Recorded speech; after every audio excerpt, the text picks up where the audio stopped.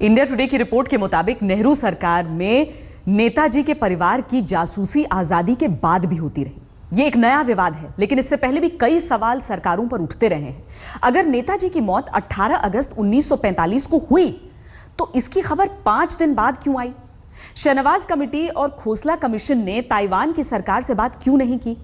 Mukherjee commission की बात तब की सरकार ने मानी क्यों नहीं? क्या इसलिए कि उनकी रिपोर्ट विमान हादसे की थ्योरी को झुठलाती है? तो आखिर नेताजी की मौत का सच क्या है? नेताजी की मौत पर सरकारी नजरिए से इत्तेफाक रखने वालों की तादाद बेहद कम है। यही वजह है कि सरकार उनकी मौत के बाद एक के बाद एक जांच कमेटियां बनाती चली गई।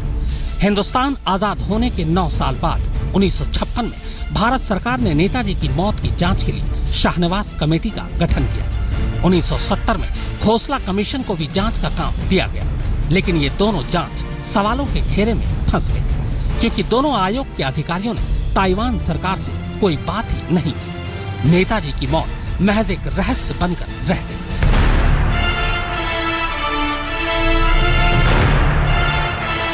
उन्नीस 1999 में मुखर्जी कमीशन ने एक बार फिर जांच शुरू की तो तहलका मच गया। 2005 में ताइवान सरकार ने कहा कि 1945 में उनकी धरती पर कोई प्लेन क्रैश हुआ ही नहीं। मुखर्जी आयोग ने ये बात अपनी रिपोर्ट में साफ साफ कह दी, लेकिन भारत सरकार ने उनकी रिपोर्ट खारिज कर दी। यह अत्यंत दुर्भाग्यपूर्ण है कि आज़ादी के बाद के सरकारों ने सच्चाई को और जनता को कन्विंस करने वाली सच्चाई को जनता के सामने लाने में विफल हुए हैं। आज भी एक बहुत बड़ा वर्ग मानता है कि आज़ादी सुभाष चंद्र बोस की मृत्यु जो कथित विमान दुर्घटना थी उसमें नहीं हुई है। नेताजी के परिवार के लोग और उनकी पार्टी फॉरवर्ड ब्लॉक के लोग भी ये कतई मानने को राजी नहीं है कि नेताजी की मौत विमान हादसे में हुई थी। इस सरकार के ओर से जब रेनकोजी टेम्पल से चिताभस्म ले आने का बात हुआ था, हम लोग इसका विरोध किए थे। हम लोग इसका विरोध किए थे, सारे देश में इसके ऊपर हम लोग विरोध मनाए थे। आखिर क्यों छुपाया गया नेताजी की मौत का सच? नेताजी की मौत का सच सामने न आने से किसको हो सकता था फायदा? आखिर क्यों हिंदुस्तान के करोड़ों लोगों को नहीं मालूम नेताजी की मौत का रहस्य? आखिर कौन सा राज छुपा है नेताजी की मौत के राज में? नेताजी सुभाष चंद्र बोस की मौत की पहेली जितनी बार भी सुलझाने की कोशिश की गई, उतनी ही वो उलझती जा रही है। एक के लिए जो सच है, दूसरे के लिए वो सच से परे है। नेताजी की मौत की जांच के लिए जो कमेटियां बनी और उनके रिपोर्ट्स जब सामने आए तो मौत की गुत्थी सुलझने की जगह और उलझती चली गई।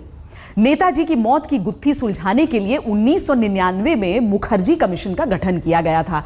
Justice M.K. मुखर्जी की रिपोर्ट में साफ कहा गया कि विमान हादसे में नहीं गई थी नेताजी की जान, लेकिन इससे पहले शहनवाज कमेटी और खोसला कमीशन ने वही थ्योरी दोहराई थी जो सरकार मानती चली आ रही थी, यानी विमान हादसे में ही हुई थी उनकी मौत। आखिर देश को कौन बताएगा कि सच क्या है?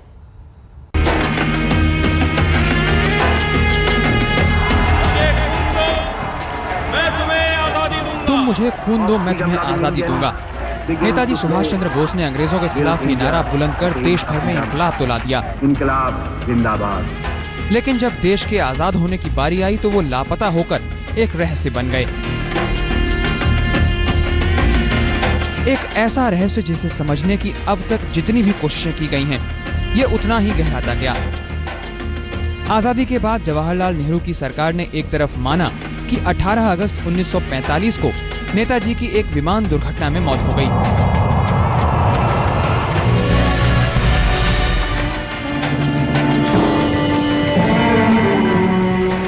तो दूसरी तरफ नेताजी की मौत का सच जानने के लिए शाहनवाज कमेटी भी बनाई।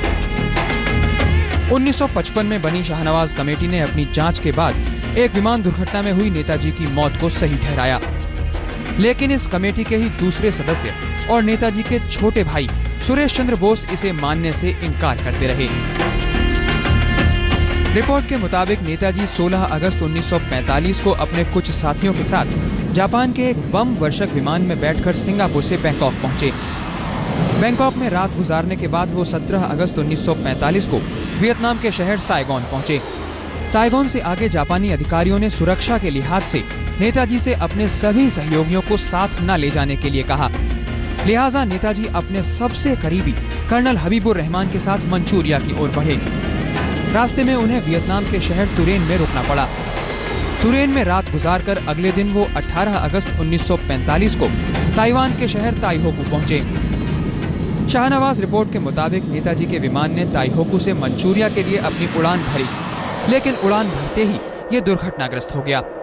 रिपोर्ट के मुताबिक इस दुर्घटना में नेताजी बुरी तरह जल गए और पास के मिलिट्री अस्पताल में उनकी मौत हो गई। इस रिपोर्ट के मुताबिक नेताजी का मकसद मंचूरिया के रास्ते रूस में दाखिल होकर भारत में अंग्रेजी हुकूमत के खिलाफ अपनी मुहिम को तेज करना था। नेताजी की मौत से पर्दा कभी नहीं उठा, लेकिन मौत का रहस्य हमेशा चर्चा में रहा। कुछ लोगों का मानना है कि नेताजी ने जिंदगी के आखिरी दिन फैजाबाद में गुजारे थे। नेताजी पर डॉक्यूमेंट्री बनाने वाले फिल्मकार अमलन कुसुम घोष को मुखर्जी कमीशन के अध्यक्ष मनोज मुखर्जी ने यही बताया था कि गुमनामी बाबा ही नेताजी थे। डॉक्यूमेंट्री का दावा है कि नेताजी नेपाल के रास्ते साधु के वेश में यूपी पहुंचे थे और 1983 में वो राम भवन में रहने लगे थे।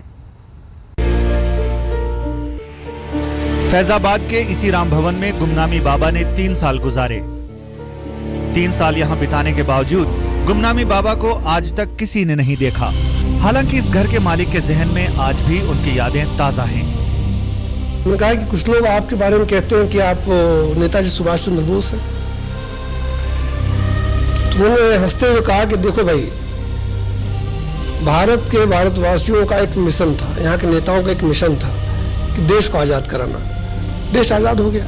आज देश की पूरी बागडोर जनता के हाथ में, पूरी आप प्रशासन कर रहे हैं, वही प्रशासन कर रहे हैं और उन्हीं लोगों के द्वारा देश चलाया जा रहा है। तो अब इसमें उस प्रकरण को उठाना नेताजी के बारे में मैं समझता हूँ कि ठीक नहीं है। टालने की कोशिश किया।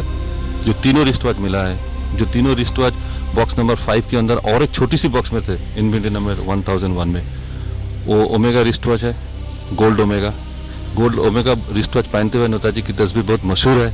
कोई भी आदमी सिर्फ रिस्टवॉच देखेगा, जो जिसको थोड़ी सी जानकारी है नेताजी के बारे में, वो फट से पहचान लेगा कि रिस्टवॉच उनको ही है। फैजाबाद के राम भवन में आने से पहले गुमनामी बाबा ने अयोध्या के नया घाट इलाके के इसी पुराने घर में भी 1974 में अपना वक्त गुजारा था। गुमनामी बाबा के रूप में नेताजी के होने की खबर जब मुखर्जी कमीशन के कानों तक पहुंची तो कमीशन के लोग तहकीकात के लिए यहां आए। बहरहाल गुमनामी बाबा का रहस्य फैजाबाद ट्रेजरी में उनके सामान के साथ ही सीलबंद है। रईस परिवार में जन्म, लंदन में पढ़ाई, ICS की नौकरी, किसी भी नौजवान का यह सपना हो सकता था। लेकिन सुभाष चंद्र बोस को बस एक ही सपना देखना आता था, देश की आजादी का सपना। देश के लिए मर मिटने का जज्बा, और अपने सपने को पूरा करने के लिए उन्होंने पराए मुल्क में आजाद हिंद फौज खड़ी की। यही वजह है कि देश का नौजवान नेताजी को मानता है असली महानायक। उड़ीसा में कटक के एक रईस परिवार में जन्मे नेताजी को देश की गरीबी और मजबूरी बचपन से ही कचोटती रही। अपने 14 भाई बहनों में सबसे अलग सुभाष चंद्र बोस ने घर के कायदे कानून को अपने काम में कभी आड़े नहीं आने दिया। औरों के लिए अपनी जिंदगी जीने का उनका फलसफा ताउम्र बरकरार रहा। पेशे से कामयाब वकील नेताजी के पिता जानकीनाथ बोस उन्हें आजादी की लड़ाई से दूर रखना चाहते थे। इसीलिए उन्होंने ICS की पढ़ाई के लिए नेताजी को इंग्लैंड भेज दिया।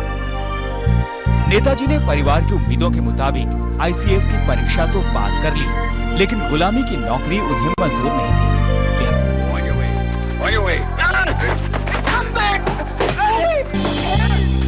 लिहाजा वो वापस लौटकर अंग्रेजी हुकूमत के खिलाफ अपनी योजनाएं बनाने में जुट गए और इसमें उन्हें राह दिखाई चित्तरंजन दास ने। गांधी जी को महात्मा की उपाधि देने वाले सुभाष चंद्र बोस 1938 में इंडियन नेशनल कांग्रेस के अध्यक्ष भी चुने गए। लेकिन गांधी जी से मतभेदों के चलते उन्होंने कांग्रेस छोड़ फॉरवर्ड ब्लॉक के नाम से एक अलग पार्टी बना ली। इस बीच अंग्रेजों ने नेताजी को 2 जुलाई 1940 को एक बार फिर गिरफ्तार कर उनके घर में ही नजरबंद कर दिया। नेताजी इस दौरान समझ गए कि अंग्रेजी शिकंजे से आजादी बिना बाहरी मदद के नहीं मिल सकती। 17 जनवरी 1941 को नेताजी अंग्रेजों को चकमा देकर एक पठान के वेश में अफगानिस्तान पहुंच गए और फिर वहां से 18 मार्च 1941 को रूस के रास्ते बर्लिन पहुंचे। नेताजी ने द्वितीय विश्व युद्ध में ब्रिटेन के खिलाफ गोलबंद हुए जर्मनी, जापान और इटली के साथ मिलकर भारत की आजादी का सपना देखा। लेखक अनुज धर ने एक किताब लिखकर नेताजी के रहस्य को सुलझाने की कोशिश की। उन्होंने आरटीआई दाखिल करके पहले भी कई बार नेताजी की मौत से जुड़े कई सवालों के जवाब जानने चाहे, लेकिन वो सवाल अब भी सवाल ही हैं। इसी मुद्दे पर उनसे बातचीत की हमारी संवाददाता मौसमी सिंह ने। अरुण जी, बेहद अहम खुलासा, क्या क्या क्या अहम कड़ियां हैं इस पूरे खुलासे की? देखिए, कड़ियाँ बड़ी सिंपल स्ट्रेट है कि पिछले 60-70 सालों में इस देश में एक मजाक चल रहा है। वो मजाक ये है कि सरकार आपको दिखाने के लिए तो ये बोलती कि साहब सुभाष चंद्र बोस की डेथ प्लेन क्रैश में हो गई, तो हम उस बात को मानते हैं, लेकिन सरकार के अंदर ही अंदर ये जितने खुफिया विभाग हैं और आपके जितने सीक्रेट फाइल हैं ये लोग बनाते जा रहे हैं, उसमें कहानियाँ कुछ और निकल के आ रही हैं। तो पिछले सन 45 में जब पंडित नेहरू ने ये छाती ठोक करके बोल दिया कि सुभाष चंद्र बोस की डेथ हो गई है प्लेन क्रैश में, 46 में कन्फर्म किया, सरदार पटेल ने भी कन्फर्म कर दिया 49 में। उसके बाद में आप उनके फैमिली के उनके भतीजों पे जो अपने आप में देशभक्त थे, जो फ्रीडम फाइटर थे, आप उनके ऊपर जासूसी करते हो अंग्रेजों की तरह से। आप इंटेलिजेंस मशीनरी का मिसयूज करते हैं, आप लोकल इंटेलिजेंस को लगाते हैं उनके पीछे, उनकी मूवमेंट को आप इंटरसेप्ट करते हैं, आप उनके लेटर्स को पढ़ते हैं खोल के, आप उसको फाइलों में लगाते हैं। सुभाष चंद्र बोस की बीवी को भी आप नहीं छोड़ते आप लोग। तो ये पूरा जो ये किया था वो इसलिए किया गया था कि उनको मालूम था वो मरे नहीं है, तो वो हर तरह से जहाँ जहाँ से उनको इन्फॉर्मेशन मिलती थी वो इन्फॉर्मेशन कलेक्ट करते थे। जो अहम बात उस खुलासे में ये भी आई कि अगर कोई फॉरेन ट्रिप हो रही थी या डोमेस्टिक ट्रिप हो रही थी तो लगातार शैडोज भी जाते थे उनके साथ और लगातार पीछे पीछे जासूसी करते थे। जहाँ जहाँ जैसे फॉरेन से चिट्ठी आ रही है, अमेरिका से आ रही है, या फिर वो यहाँ से, जैसे उसका तो बहुत सिंपल स्टेट है, उमियानाथ बोस जो उनके भतीजे थे जब वो जापान गए तो जब वो एयरपोर्ट पे हैं तो वहाँ से रिपोर्ट जारी है। शिशिर कुमार बोस हांगकांग में किसी से मिलने गए तो वहाँ की रिपोर्ट वहाँ से आई। लगता है कि नेहरू ऐसा चाहते थे, नेहरू आपने खुद कहा कि नेहरू ने खुद लिखा कि पता लगाया जाए कहाँ वो है, जासूसी कराई जाए। क्या नेहरू को खतरा था सुभाष चंद्र? नेहरू को सिर्फ खतरा नहीं था, वो पूरी जमात को जो सुभाष चंद्र बोस के खिलाफ हो गई थी सन 39 के बाद। इस देश में देखिए हमारी आज़ादी की लड़ाई में एक डिवीजन आ गया था। हमारे देश के ज़्यादातर लोगों का मानना था कि हम लोग अहिंसावादी हैं, हम लोग पीस और नॉन वायलेंस पे चलते हैं। तो गांधी जी तो बोलते थे कि आर्मी भी डिसबैंड कर दो, उसकी भी जरूरत नहीं है आपको देश में। वो तो अगर आप गांधी को खतरा था बोस से, सारे लोगों को खतरा था, पॉलिटिकली सब लोग उनको पसंद नहीं करते थे। और उस जमाने की रिपोर्टें आज पब्लिक होकर आ गई हैं और मालूम चलता है कि इवन गांधी जी को मालूम था शायद वो रूस के अंदर है, और रिपोर्ट्स हैं ब्रिटिश इंटेलिजेंस की, वहाँ वो कह रहे हैं कि अगर ये आदमी वापस आ गया तो प्रॉब्लम हो जाएगी देश के अंदर। शुक्रिया हमसे बात करने के लिए। ये थे अरुण धर जो सनसनीखेज आरोप लगा रहे थे कि एक तरह से पूरा जो शासन और प्रशासन तंत्र है वो सुभाष चंद्र बोस को लेकर बेहद नकारात्मक रवैया रखता था, और शायद इसी वजह से जो फाइलें हैं वो अब 150 हो गई हैं और उनको छुपाने की पूरी एक जद्दोजहद चली है। कैमरा पर्सन राजीव श्रीवास्तव के साथ मौसमी सिंह, दिल्ली, आज तक।